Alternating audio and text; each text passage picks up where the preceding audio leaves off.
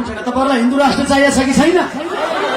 तीर्थमय नेपाल आमाको वैदिक सत्य सनातन धर्मको समस्त गौ माताको हिन्दू राष्ट्र नेपालको धर्म मास्ने खबरदार, धर्म चाहिँदैन, धर्म निरपेक्ष हुनुपर्छ भनेर एमसीसी ल्याउने पार्टीलाई भोट हाल्नुभयो भने तपाईलाई पाप लाग्छ।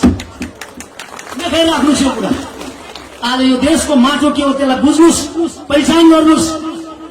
समाजले सज्जनवृन्द, यही चक्रघट्टीमा मैले राजा ल्याउँदा मलाई नगरबाट असहयोग भयो, विरोध भयो। मैले भने यो देशमा यी नालायक नेताहरू जसले देश बेचेका छन्, यी भन्दा त यो देशमा एकचोटि दरबार छोडेर हेरौँ न त कस्तो हुन्छ भनेर विचार गरेर शान्तिपूर्वक देश नेताहरूको जिम्मामा दिने राजा सबभन्दा ठूलो महान व्यक्ति हुन्। के नेताहरू गद्दार हुन् भन्दा राजालाई म मान्छु। त्यही हो, म यति कुरा भन्छु अरूहरूलाई, तपाईहरु ध्यान दिएर सुन्नुहोस्। नेपालमा एउटा ठूलो आमूल परिवर्तन मैले देखेको छु। अबको देशमा अब सच्चा एउटा जनजातिको छोरा, त्यसमा पनि यो क्षेत्री बाहुनलाई विश्वास गर्ने ठाउँै छैन क्या। यहाँ बोले एउटा कुरा छ, अर्को कुरा छ, आफै बाटो उमार्न खोज्छ। अब एकचोटि राजेन्द्र लिङ्गेनज्यूलाई सबले हेर्ने समय आएको छ। सबैले एकचोटि उहाँलाई हेर्न पर्छ। यहाँ भारतको मोदी जस्तो केजरीवाल जस्तो होइन, नेपालकै राजेन्द्र लिङ्गेन बनाएर छोड्नुपर्छ विश्वमा चिनाएर एकचोटि। खबरदार उहाँबाट म एउटै कुरा मलाई मन छोयो, भ्रष्टाचार गरेर खानु, देशमाथि गद्दार गर्नु, आमाको रगत खानु र आमालाई बलात्कार गरे सरी हो भन्ने त्यस्तो नेता मैले आसाममा कुनै पनि देखाएको थिएँ, मैले पाएकै थिएँ।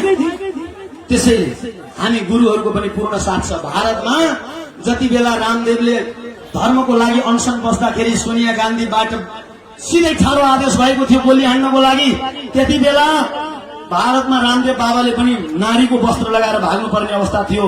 पछि साधुहरू सबै जुटे, धर्मगुरुहरू जुटे, भारतमा एउटा आमूल परिवर्तन आयो।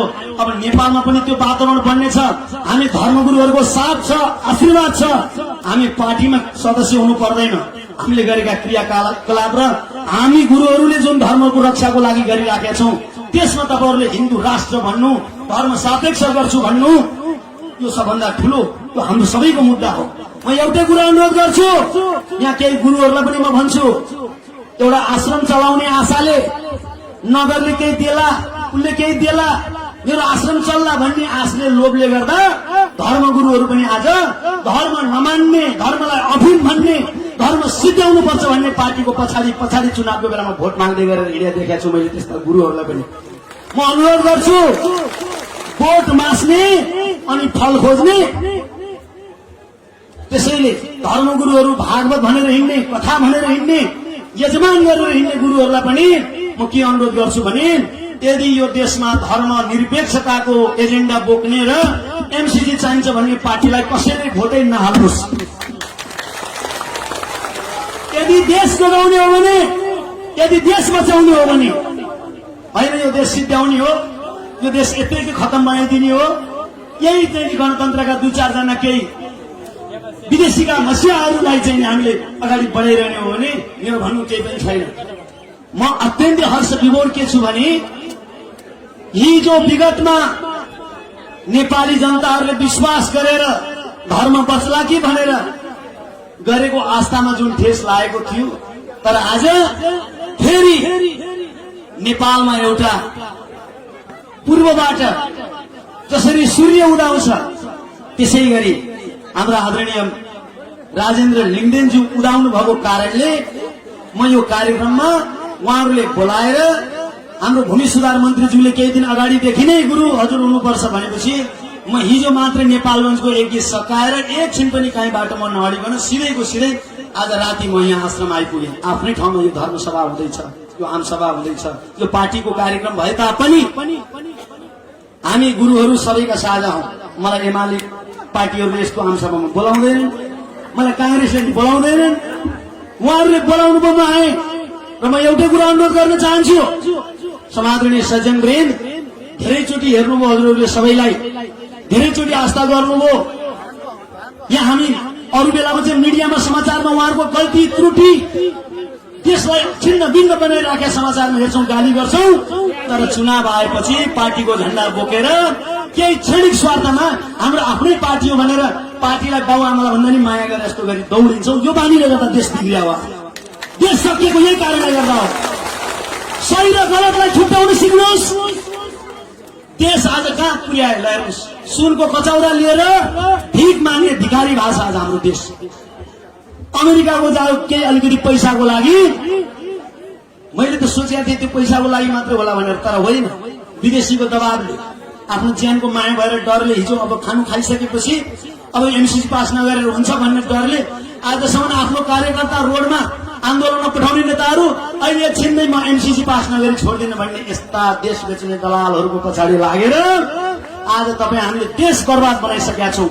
म एउटै कुरा अनुरोध गर्छु, यहाँ केही गुरुहरूलाई पनि म भन्छु, एउटा आश्रम चलाउने आशाले नगरले केही देला, उसले केही देला, मेरो आश्रम चल्ला भन्ने आशले, लोभले गर्दा धर्मगुरुहरू पनि आज धर्म नमान्ने, धर्मलाई अफिम भन्ने, धर्म सिद्ध्याउनु पर्छ भन्ने पार्टीको पछाडि पछाडि चुनावको बेलामा भोट माग्दै गरेर हिँडेर देखाएको छु मैले त्यस्ता गुरुहरूलाई पनि। म अनुरोध गर्छु, भोट मास्ने अनि फल खोज्ने,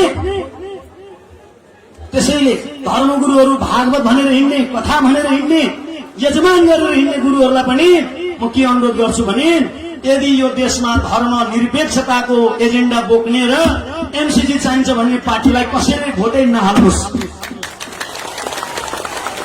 यदि देश जोगाउने हो भने, यदि देश बचाउने हो भने, होइन यो देश सिद्ध्याउने हो, यो देश यतैको खतम बनाइदिने हो, यही चाहिँ गणतन्त्रका दुई चारजना केही विदेशीका मसियाहरूलाई चाहिँ हामीले अगाडि बढाइरहने हो भने मेरो भन्नु केही पनि छैन।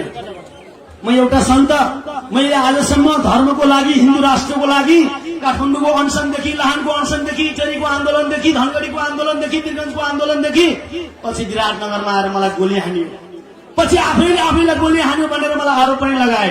यो छातीमा छेडेर पछाडि ढाडबाट निस्केको गोली जुन म माथि प्रहार भयो, के यो सन्तले एउटा हिन्दू राष्ट्रको लागि आफ्नो ज्यानै मारेर त्यस्तो गोली बारुसँग खेलाची गरेर आफ्नै नरहेपछि हिन्दू राष्ट्र के को लागि, त्यो कार्य हामी धर्मगुरुहरूबाट हुन्थ्यो होला त? आज न्यायालयले क्लिन चिट दिए पनि त्यो एक एक खुनको बदलाको लागि हामी गुरुहरू पनि आफ्नो क्षेत्रबाट धर्म जागरणको लागि, हिन्दू राष्ट्रको लागि हामी लाग्नेछौँ। म यति कुरा भन्छु अरूहरूलाई, तपाईँहरू ध्यान दिएर सुन्नुहोस्। नेपालमा एउटा ठूलो आमूल परिवर्तन मैले देखेको छु। अबको देशमा अब सच्चा एउटा जनजातिको छोरा, त्यसमा पनि त्यो क्षेत्री बाहुनलाई विश्वास गर्ने ठाउँै छैन क्या। यहाँ बोले एउटा कुरा आफै बाटो गर्न खोज्छ। अब एकचोटि राजेन्द्र लिङ्गेनज्यूलाई सबले हेर्ने समय आएको छ, सबैले एकचोटि उहाँलाई हेर्न पर्छ। यहाँ भारतको मोदी जस्तो, केजरीवाल जस्तो होइन, नेपालले राजेन्द्र लिङ्गेन बनाएर छोड्नुपर्छ, विश्वमा चिनाएर एकचोटि। खबरदार उहाँबाट मैले एउटै कुरा मलाई मन छोयो, भ्रष्टाचार गरेर खानु, देशमाथि गद्दार गर्नु, आमाको रगत खानु र आमालाई बलात्कार गरे सरी हो भन्ने त्यस्तो नेता मैले आसाम कुनै पनि देखाएको थिएँ, मैले पाएकै थिएँ। त्यसैले हामी गुरुहरूको पनि पूर्ण साथ छ। भारतमा जति बेला रामदेवले धर्मको लागि अनसन बस्दाखेरि सोनिया गान्धीबाट सिधै ठाडो आदेश भएको थियो गोली हान्नको लागि, त्यति बेला भारतमा रामदेव बाबाले पनि नारीको वस्त्र लगाएर भाग्नुपर्ने अवस्था थियो। पछि साधुहरू सबै जुटे, धर्मगुरुहरू जुटे, भारतमा एउटा आमूल परिवर्तन आयो। अब नेपालमा पनि त्यो वातावरण बन्नेछ। हामी धर्मगुरुहरूको साथ छ, आशीर्वाद छ। हामी पार्टीमा सदस्य हुनु पर्दैन। हामीले गरेका क्रियाकलाप र हामी गुरुहरूले जुन धर्मको रक्षाको लागि गरिराखेका छौँ, त्यसमा तपाईँहरूले हिन्दू राष्ट्र भन्नु, धर्म सापेक्ष गर्छु भन्नु, यो सबभन्दा ठुलो, यो हाम्रो सबैको मुद्दा हो। धर्म बच्यो भने मात्र सबै कुरा बच्छ। बाबु र छोरीको बीचमा धर्म रहेन भने के हुन्छ, घर परिवारमा धर्म रहेन भने के हुन्छ, जो सूर्यले धर्म छोडे के हुन्छ, जो पृथ्वीले धर्म छोडे के हुन्छ। त्यसैले धर्मै छोडेर विदेशीहरूको फोटो राखेर लेलिनवाद रे मार्क्सवाद रे, ठिक छ, बात जेसुकै होस्, म केही भन्दिनँ, तर त्यो बातको पूर्ण सिद्धान्त पालना गर्ने कोही एउटा नेता देखाउनुहोस् मलाई यो देशमा। तपाईँहरूले बकवासमा दौडिने, एउटा स्वार्थमा आफ्नो पार्टीलाई चाहिँ एउटा घरको सदस्य जस्तो मानेर, पितृ पूर्वज भन्दा पनि ठूलो मानेर तपाईँहरू पछि लाग्ने, धर्म मास्ने, खबरदार। धर्म चाहिँदैन, धर्म निरपेक्ष हुनुपर्छ भनेर एमसीसी ल्याउने पार्टीलाई भोट हाल्नुभयो भने तपाईँलाई पाप लाग्छ। देखाइराख्नुहोस् यो कुरा। आज यो देशको माटो के हो त्यसलाई बुझ्नुहोस्, पहिचान गर्नुहोस्। समादरणीय सज्जनवृन्द, यही चक्रघटीमा मैले राजा ल्याउँदा मलाई नगरबाट असहयोग भयो, विरोध भयो।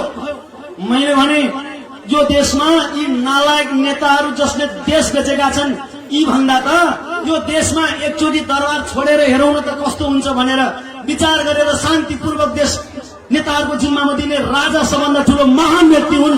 यी नेताहरू गद्दारहरू भन्दा राजालाई म मान्छु। त्यही हो, यस चक्रघटीमा मैले राजाको सवारी गराउँदा मलाई ठुलो गाह्रो अप्ठ्यारो परिस्थिति परेको थियो। तर पनि समादरणीय सज्जनवृन्द, आगामी दिनहरूमा हामी धर्म सापेक्षको लागि विभिन्न धर्म सभा, विभिन्न धार्मिक आन्दोलन, विभिन्न सडकको कार्यक्रमहरू हामी अझै पनि तयारी गर्दैछौँ। हामी थाकेका छैनौँ। तपाईहरू सदनमा काम गर्नुहोस्, तपाईहरू जनताको मन जितेर अगाडि बढ्नुहोस्। हामीहरू सडकमा गुरुहरू पनि तपाईहरूको पछि पछि तपाईँहरूको साथमै, तपाईँहरूलाई आशीर्वाद दिएर तपाईँहरूको साथमै हामी पनि छौँ। धर्म सापेक्षताको लागि तपाईँहरूको यो विशेष एजेन्डा भएको कारणले गर्दा तपाईँहरूको निम्तोलाई सर्वस्व स्वीकार गरेर म यहाँ आएको छु। हाम्रो आशीर्वाद छ, हाम्रो साथ छ। र म एउटा कुरा फेरि पनि भने, धर्म निरपेक्ष गराउने पार्टी र एमसीसी ल्याउने पार्टीदेखि सतर्क हुनु, विचार गर्नु, पाप नबोक्नु। ओम अस्तु।